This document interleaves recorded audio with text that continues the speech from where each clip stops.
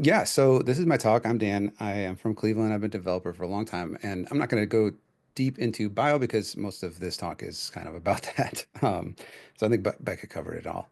Yeah, this talk turned into sort of a introspective for me personally, and I found it kind of valuable. So hopefully some other people can find at least a little bit of value or entertainment from it. So yeah, so how it all started, right? So flash sites and table layouts. So I grew up in Lakewood, Ohio, and I started making flash sites for my band. So this is my band. It's called Searching for Words. That's me. It's kind of looking, I don't know, emo over there on the side.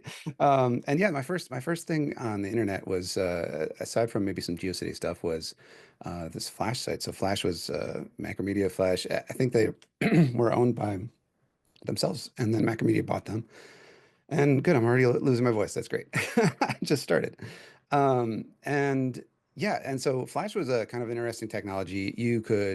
There's a lot of drag and drop. You could code, but it was more of a way to visually make things. And you used to be able to, you'd see these a lot, entire sites built in Flash. And so this was me messing around after school, things like that. And I was writing poetry at the time and, taking very artistic pictures. So I think some of that is still around as well. Um, I, I graduated high school. I graduated high school so this was 2001. I had an honors diploma and a C average. If you want to know how I pulled that one off, I can explain that later. Went to college and, I was initially majored in computer science. I moved into the creative arts house and found a very good set of friends, very close friends and lifelong friends, turns out, and changed my major to English, which completely screwed up all of my requirements because computer science and English, if you can imagine, have a bunch of different requirements. So I had to go back for a fifth year in college, and that was really boring because it was all a bunch of intro level things, and I stopped going to classes and then dropped out and started working on websites full time. And this was not like a tactical decision, sort of. It was more of it just sort of happened. Um, but it led directly to where we are now. I did graduate high school eventually a few years later, mostly as a Mother's Day present for my mom. But you know, that's how it was. So back in that time, front end development, once we moved past Flash sites, right? So front end development at that time was based mostly on table layouts, and so that's in the title of my talk. If you haven't come across this, this is a way to build websites. It still technically works, I suppose, but you would get a Photoshop file, and this is just a screenshot of some random thing I found online, so I probably can't zoom in very much on it, but you'd get a Photoshop file and then slice a bunch of these pictures and build this into an HTML table, right? The like with the table markup. It was really a huge pain, but it did sort of work, and it was the best that anybody knew. Everybody did it this way for a very long time, and um, and that's what I was doing as well. So during college, I made a few more sites. I made a site to host my poetry and awesome pictures, which is still a thing. I haven't touched it since I don't know 2004 or five. Well, here like a little blog update. So 2005. This is I'll send you if you're really interested. I can share the link later. But this still exists. And if you view source on this, you'll see a bunch of tables and a bunch of iframes. And yeah, it was all the rage back then. And moving past that, what I was doing for the most part after school was working for a company called the Lakewood Observer. And so this is a local newspaper that is locally owned and community written, I suppose. It's like a lot of volunteers. And I worked for $10 an hour building their entire site and their entire platform, it turned out. This is all PHP and MySQL. This is still very close to what I built. And this is still live. So this is lakewoodobserver.com, and I spent, I don't know, a few years working just on this, making $10 an hour, and kind of living the dream. Lived in a house with three of my friends. It was a big mess, and we all had fun. But I taught myself how to do all this stuff while I was doing that, and along with that, I was pretty much just in a cave by myself, right? So the office that I worked out of, it's where they also stored a bunch of back issue newspapers. So there's piles and piles of newspaper everywhere, and a little desk and a little computer. And I sat there in my cave and built this whole thing. And it was, I mean, it was very valuable. It's very cool. But I eventually found myself, not knowing all the best ways and wanting to meet some new people, right? And so um, getting closer to, so around 2007, I became aware of the web standards movement. And so this is a movement, I mean, around that time in 2007, it was really going strong, I suppose. Lots of books had been written. It was led by Eric Meyer and Jeffrey Zeldman and a bunch of other people like that. And what that was about is using HTML the way it is, sort of supposed to be used instead of tables to build websites. And along with that, I found a meetup on like meetup.com called the Cleveland Web Standards Association. And so this was one of our first few meetups. We met in a hotel for months and months, I suppose. And so you can see us here sitting here at this table. Eventually, we would stop ordering things. They'd kick us out, and we'd hang out in the lobby. And we just talked about building websites and um, building, different techniques, all of that stuff. You can actually see this is Eric Meyer right there. He's one of the, I suppose, godfathers of CSS and modern HTML and CSS design. So it was a really fun time. Started learning a ton more instantly by meeting other people and being exposed to other people. 2007 is also when Twitter started, and I joined Twitter pretty early, and that used to be a very, very fun time. Twitter is, well, I mean, I suppose it's not even called Twitter anymore, but I've been trying to find that experience again. And it's been tough, but this is kind of also along the lines of finding your community or finding some people. And then later in 2007, I entered a contest called CSS Off, right? And this is just like a contest. I think if you won, you could get $20 or donate $50 to charity or something like that. And what this was they would give you a Photoshop file, and this is like a screenshot of the Photoshop file, right? So you get this design and then build overnight, build just an HTML and CSS page, just a single page that is this exact page as close as you can get, and try to do it, with all the best practices and all the things like that. And it turns out I won. And I mean, only like 20 people, like maybe 20 people submitted entries. It wasn't a huge thing, but it was big enough that somebody who was looking for somebody to fill that front end role found me from that. And so that was Sprockets and Vince France. And so this is 2007. Vince France reached out to me basically on this. He heard my name from the contest, and I started contracting with a company called Sprockets. They are based in Cleveland as well, and that kind of kickstarted my entire career, right? And so that was, moving into that zone, instead of table-based designs and all that stuff, we'd still get Photoshop files and flat Photoshop files, and then we would build nice HTML and CSS. And this was my role here was this HTML and CSS. And so I'd get a design from somebody else, build some templates and some things to use, and then send it over the wall to the backend developers that would put this into whatever PHP backend framework they were using, and we would kind of go from there. And it was a pretty good time.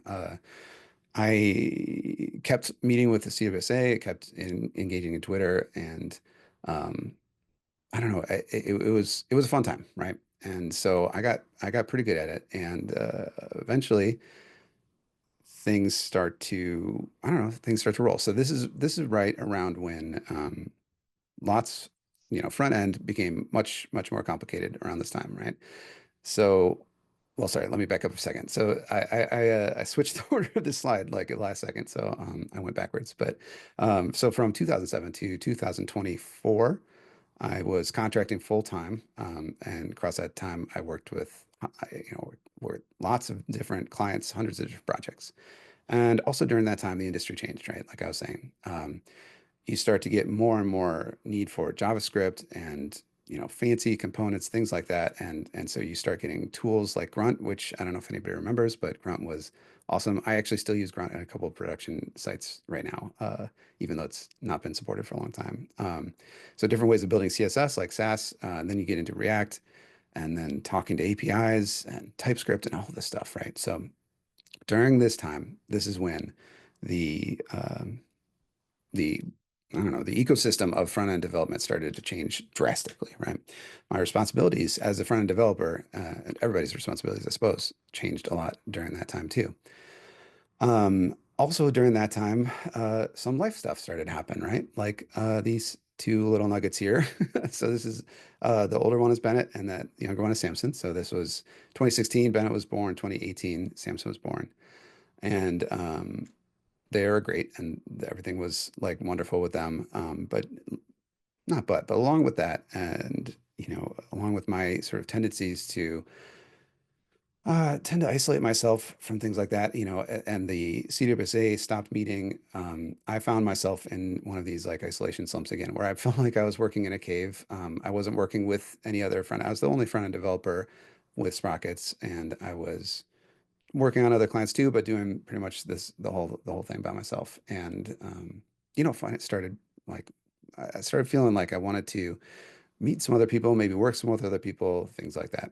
Um, and so that, kind of working into this sort of naturally went into a new phase. So in 2019, co-founded the Cleveland React Meetup, which met for a while, and that was really, really great. And then I was also along with that. So when you're contracting, one of the only ways to grow, I mean, you could keep increasing your rate, up to at some point, right?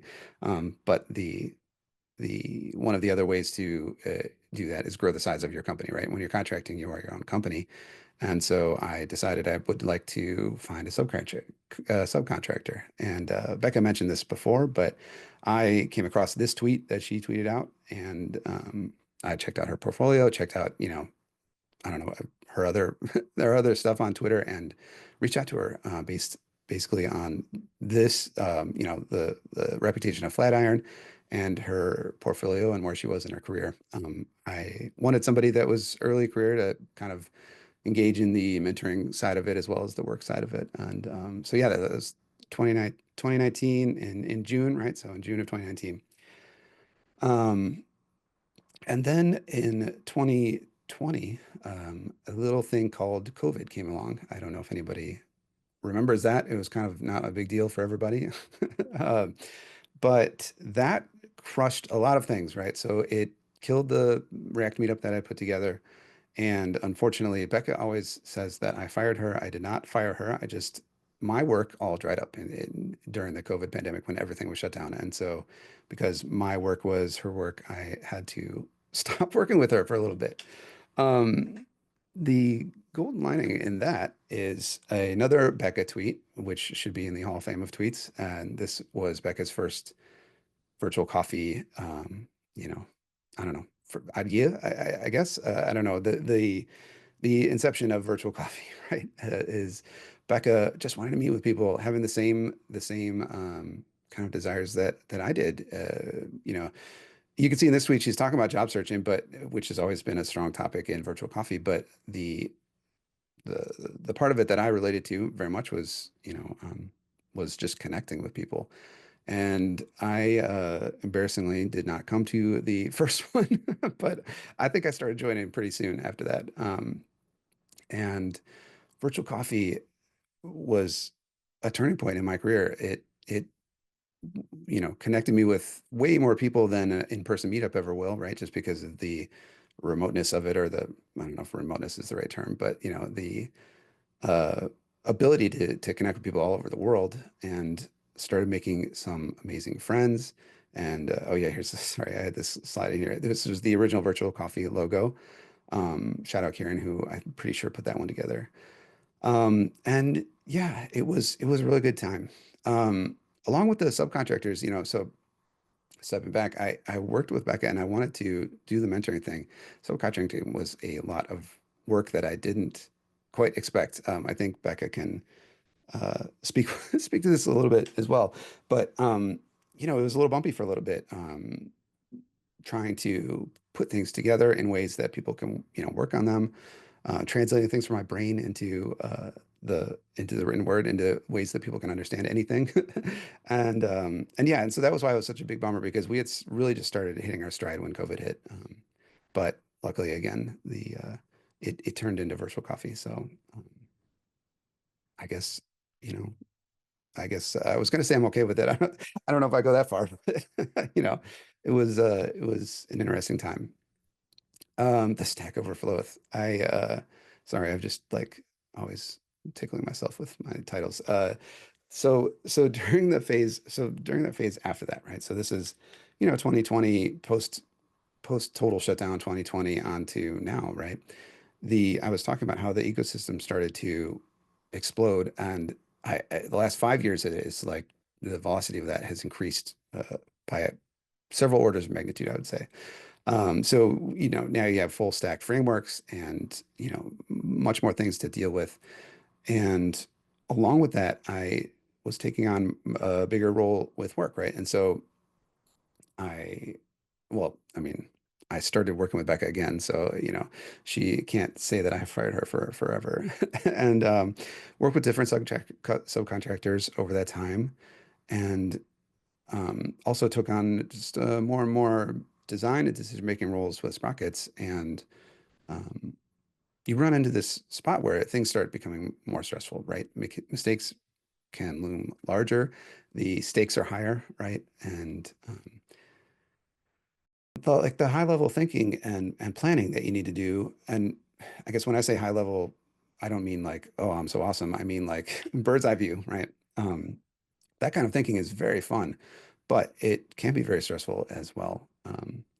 And I've also found that it's a little bit harder in that role to see your accomplishments, right? So it, part of that is because there's not usually like, I mean, sometimes you have a big release or whatever, but lots of times it is small increments over time. And yes, you've planned for that time, but it's not like it's not as often of a thing where I would pump out an HTML file and some CSS and send it over and then send it being, see it being used like a week later. A little bit less of that, but I was able to find some fulfillment both between the work and the community, meeting with other people in those positions, things like that. Really, really helped me kind of get through that phase. At the end of an era was so in last year, 2024, around this time, actually, a year ago, I took a full-time job with Sprockets, and um, that hasn't changed, my life drastically. I have to do a little bit less bookkeeping, which is really nice.